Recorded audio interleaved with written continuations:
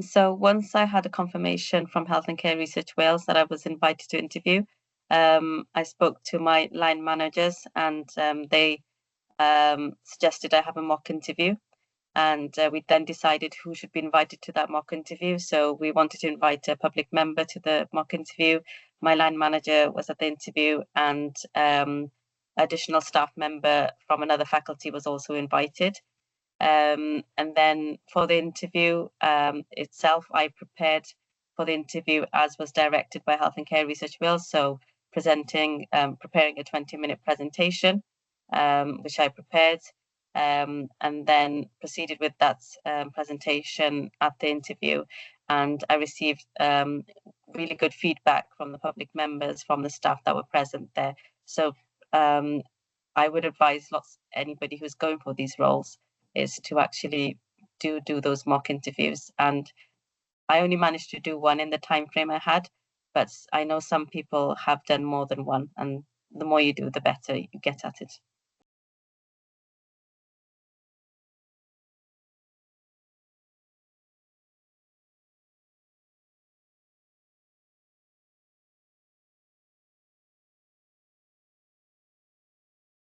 But the Health and Care Research Wales communication was quite clear.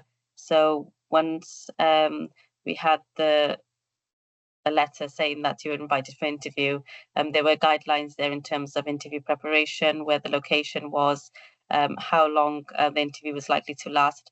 I think one thing I would have liked to have had is to know how many people were in the room. So as I think when you walk in and you think, oh gosh, there's quite a lot of people in that room, and you're doing the presentation, I think that information would also be helpful. Also, for example, if somebody has some sort of disability, it might be useful just to also point that out. There may be support on the day, or if they would like to request additional assistance. For example, positioning of the laptop may be something that they can advise on. So I think having a little sentence to say that would be useful.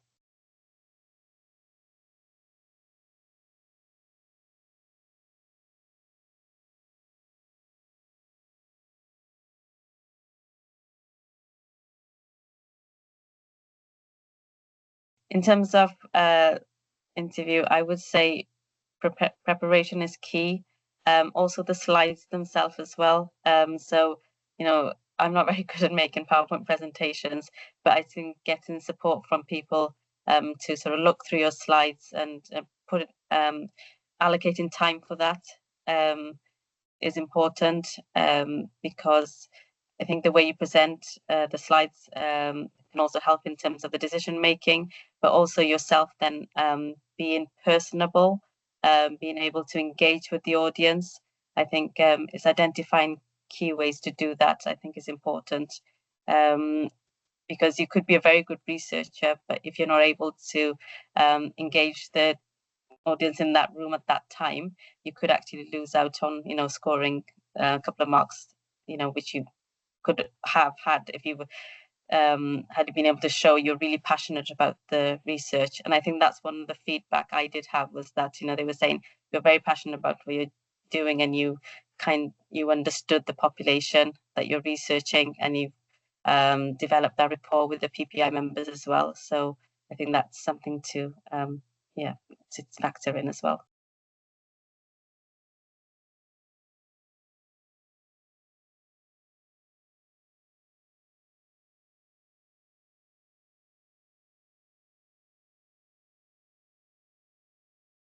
No, I think it's quite straightforward. I did prepare for the summing up, so I had written it down, but also I think it's important just to practice as well, in that, that's the lasting impact, impact you leave in as you leave the room. So having a good summary of your project, and again, being passionate about your project as well, I think is important.